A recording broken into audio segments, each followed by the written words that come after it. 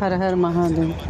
कल 14 सितंबर रविवार आश्विन माह की अष्टमी यानी कि ज्वित पुत्रिका व्रत के दिन पूजा पाठ, व्रत, स्नान, ध्यान करना या न करना पर आश्विन माह के जितिया व्रत के दिन महिलाएं एवं पुरुष खास करके सुहागन महिलाएं भूल कर भी यह काम मत करना, वरना माता लक्ष्मी आपसे नाराज हो जाएंगी, नाराज घर में आएंगी, कंगाली और गरीबी। दोस्तों, आप सभी की जानकारी के लिए हम आपको बता दें कि 14 सितंबर आश्विन मास अष्टमी के दिन महालक्ष्मी व्रत का समापन भी होगा। तो आपको इस दिन कुछ ऐसे कार्य हमारे शास्त्रों में बताए गए हैं जिन्हें इस दिन भूल कर भी नहीं करना चाहिए।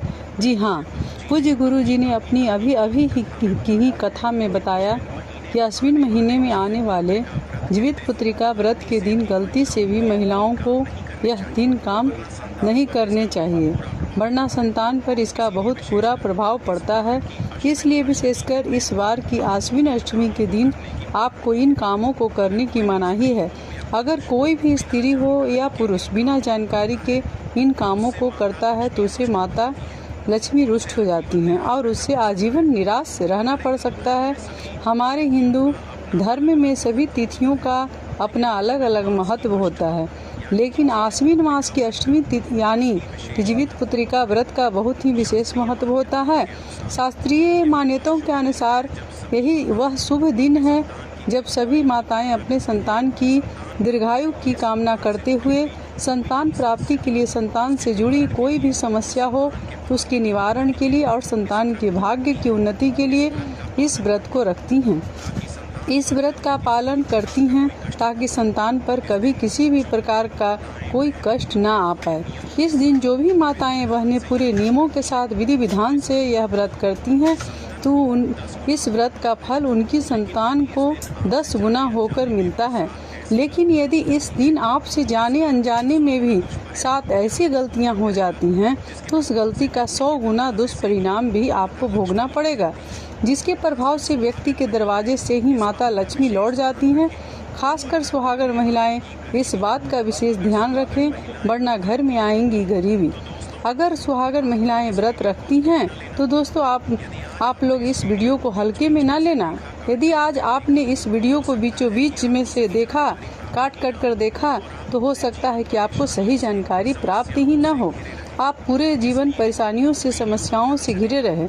इसलिए वीडियो को ध्यान से देखना।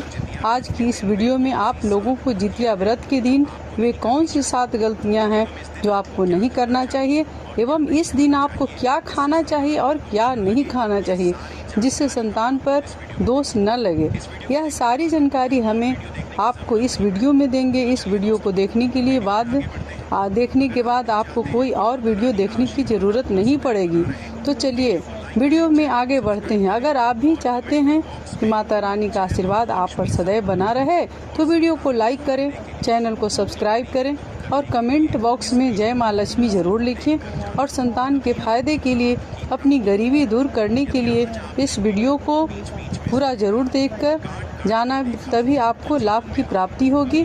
यदि आज आपने वीडियो को बीच में से देखा, काट कर देखा, तो जीवन में आपको कभी भी सफलता हासिल नहीं होगी। गुरु जी कहते हैं कि धर्म शास्त्र में कुछ कार्यों को करने की मनाही होती है जिसके बारे में शायद कम ही लोग जानते होंगे, इसलिए आपको इस दिन यह 7 काम करने से तो बचना ही चाहिए। तो चलिए आपका ज़्यादा समय बर्बाद न करते हुए वीडियो को शुरू करते हैं। देखिए भक्तों, सबसे पहली बात तो यह कि हमारे हिंदू धर्म में प्राचीन ग्रंथों में सभी तिथियों में 14 सितंबर अष्टमी तिथि यानी कि जितिया व्रत को सर्वश्रेष्ठ माना गया है और अष्टमी तिथि माता लक्ष्मी को समर्पित होती है। इस दिन किए गए उपवास व ध्यान का विशेष महत्व होता है। शास्त्रों में बताया गया है कि ज्वित पुत्रिका व्रत करने से सांसारिक जीवन की सभी समस्याओं से मुक्ति मिलती है, संतान की सारी मनोकामनाएं भी पूर्ण होती है। इस दिन यदि भगवान आप पर प्रसन्न हो गए तो आप मान के चलिए कि आपके संतान का कायाकल्प हो जाने से कोई भी नहीं रोक सकता है एवं ऐसे व्यक्ति मरणोपरांत वैकुंठ धाम को प्राप्त होते हैं। शास्त्रों के अनुसार इस अत्यंत ही पुण्य एवं मंगलकारी तिथि पर कुछ ऐसे कार्य हैं जिनको करना वर्जित बताया गया है। ऐसा करने से व्यक्ति को जीवन में कई तरह की परेशानियों का सामना करना पड़ सकता है। आइए जानते हैं कि 14 सितंबर जीवित पुत्रिका व्रत में ऐसे कौन से कार्य हैं जिनको भूल कर भी नहीं करना चाहिए।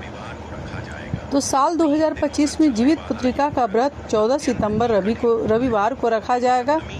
3 दिनों तक चलने वाला यह व्रत अत्यंत ही कठिन होता है, क्योंकि सप्तमी तिथि से ही इस व्रत की शुरुआत हो जाती है, यानी कि सप्तमी पर नहाय खाए होता है। अष्टमी के दिन निर्जला व्रत रखा जाता है और नवमी तिथि कर जितिया व्रत का पारण किया जाता है।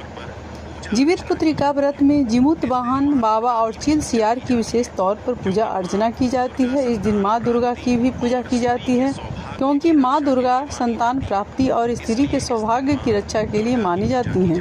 इसलिए इस दिन माँ दुर्गा की पूजा की जाती है। इस दिन गलती से भी हमें 10 कार्य नहीं करना चाहिए या ऐसी 10 गलतियाँ नहीं करनी चाहिए जिससे कि आपको उम्र भर पछताना पड़े, क्योंकि जीवित पुत्रिका व्रत बहुत सारे नियमों के साथ किया जाता है और जो लोग इस व्रत को करते हैं उन्हें व्रत के बारे में कुछ नियमों का पालन करना होता है। परंतु यदि आप पहली बार यदि यह व्रत कर रहे हैं तो फिर यदि आप अकेले ही यह व्रत कर रहे हो तो आपको इन चीज़ों का बिल्कुल नज़रअंदाज नहीं करना चाहिए। कौन सी? वह 10 गलतियां हैं जो जीवित पुत्रिका का व्रत करने वाली प्रत्येक महिला हो या तो आप व्रत करते हो तभी और जो स्त्रियां व्रत नहीं रखती हैं उन्हें भी इन चीज़ों का ध्यान रखना चाहिए। जो व्रत करती हैं यानी कि व्रती जो होती हैं उन्हें तो गलती से भी इन कार्यों को नहीं करना चाहिए। वह कार्य है जिन्हें हम नहीं करने चाहिए, उसके बारे में हम जान लेते हैं। वह व्रत करने वाली महिलाओं को इस दिन अपने मन और कर्म की शुद्धता सदा ही बनाए रखनी चाहिए, जिससे आपकी जो भी इच्छा है, मनोकामना है, वह पूर्ण होती है। व्रत करने के दौरान भूल कर भी सुई धागा या फिर कैंची या नुकीली चीज़ों का प्रयोग नहीं करना चाहिए। इसके लिए आपको एक कार्य करना है। सब्जियां वगैरह जो जीवित पुत्रिका व्रत वाले दिन हम संतान के लिए या घर परिवार के लिए जो सब्जियां बनाते हैं उसके लिए एक दिन पहले ही हमें सारी सब्जियां जो आप अपनी संतान और अन्य लोगों के लिए इस दिन बनाने वाले थे तो इसे एक दिन पहले ही काट कर तैयार कर लें, क्योंकि इस दिन नुकीली चीज़ का प्रयोग आपको नहीं करना चाहिए, ताकि इस दिन आपको किसी भी प्रकार की कटिंग करने की ज़रूरत ना हो। इस दिन पेड़ पौधे इन सब की पत्तियां या फल आदि भी नहीं तोड़ने चाहिए। कहने का अर्थ है कि किसी भी जीवित चीज़ को आप कष्ट भी नहीं पहुंचाना है। पेड़ पौधे जीवित अवस्था में होते हैं। अब रही बात फूल और पत्तियों की, तो आप एक दिन पहले ही मंगा कर रख लें या किसी दूसरे से आप तुड़वा कर पूजा में इस्तेमाल कर सकती हैं, परंतु स्वयं यह कार्य बिल्कुल न करें। व्रत करने वाली प्रत्येक महिलाओं को एक दिन पूर्व से ही नियम को धारण करना पड़ता है। सात्विक आहार और विचार का नियम व्यक्ति को धारण करना होता है। ऐसे में वह अपने लिए तो सात्विक भोजन बनाए ही साथ घर में रहने वाले प्रत्येक लोगों के लिए सात्विक भोजन ही बनाए। मांस, मंजीरा, बैगन, साग और विशेष रूप से प्याज और लहसुन का उपयोग भी इस दिन वर्जित होता है। तो इस प्रकार की जितनी भी चीज़ें होती हैं यह भूल कर भी इस्तेमाल नहीं करना चाहिए, ना ही घर में इन्हें किसी को बना कर भी नहीं देना चाहिए। किसी भी प्रकार के आप शब्द का प्रयोग या अपमान किसी का न करें, किसी का अनादर न करें। इन सभी चीज़ों का भी ध्यान रखें, क्योंकि आपके मुख से निकली हुई कड़वी बोली या अपमानजनक शब्द व्रत से मिलने वाले जितने भी शुभ फल होते हैं सभी को नष्ट कर डालती है।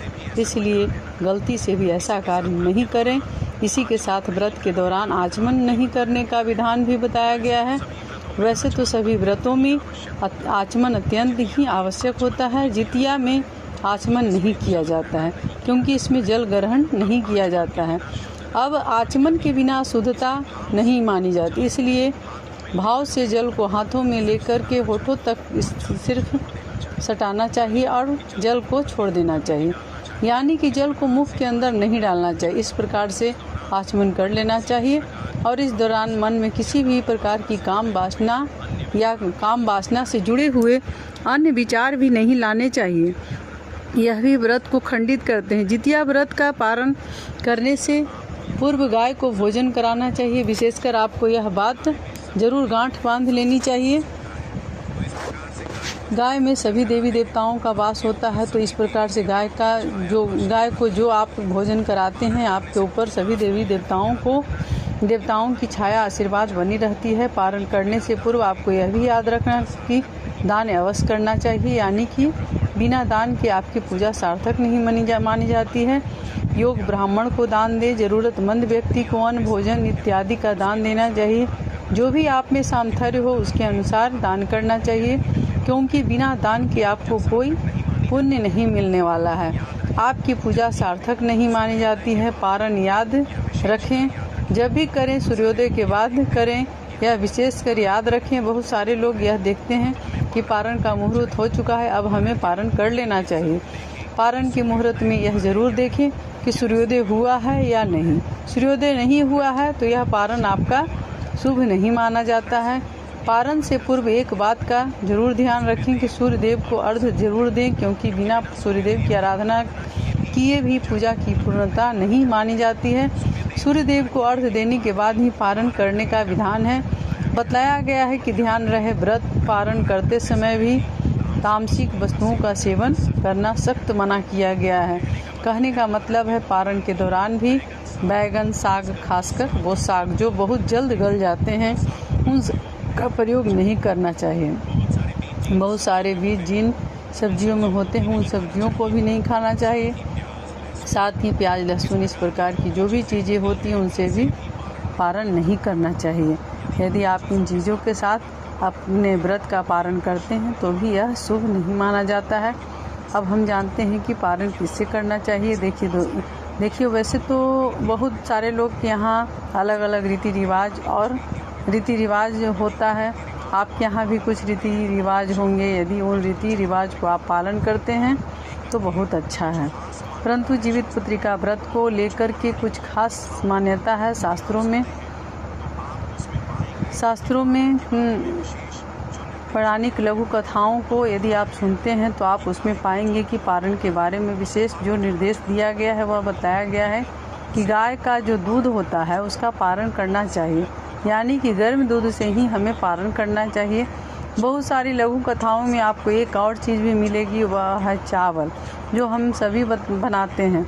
चावल बनाने के दौरान जब हम उनके पानी को निकालते हैं, जिसे हम बोलचाल में मार कहते हैं, इनसे भी पारण किया जाता है। विशेषकर ध्यान रखेंगे जिस भी चीज़ से आप पारण करें वह गर्म होनी चाहिए, ठंडी बिल्कुल नहीं होनी चाहिए। इसके पीछे मान्यता यह है कि गर्म दूध या गर्म माड़ से पारण करने से हमारी संतान भी उसके अनुसार बिल्कुल ठोस होनी चाहिए, उसमें पराक्रम होना चाहिए और उसका स्वभाव जो है वह बहुत ही आसानी से किसी भी मुसीबत से जो है न टूटने वाला, यानी ही हार न मानने वाला होना चाहिए। किसी भी मुसीबत में डट के खड़ा होना उसे आता हो, बहुत ज़्यादा अंदर से मजबूती उसे मिले। इसलिए व्रत का पारण आपको गर्म चीज़ों से ही करना चाहिए। जीवित पुत्रिका व्रत करने के दौरान हम सभी लाल रंग के या पीले रंग के धागों को अवश्य ही चढ़ाते हैं, जिसे बाद में हम स्वयं भी पहनते हैं, बच्चे को भी पहनाते हैं। याद रखेंगे जो भी महिलाएं इन धागों को धारण करती हैं उन्हें शुभ मुहूर्त में ही उतारना चाहिए। अशुभ मुहूर्त में बिल्कुल न उतारें। शुभ मुहूर्त में इसे धागे को उतार करके उसे जल में प्रवाहित करें, मिट्टी के नीचे दबा दें।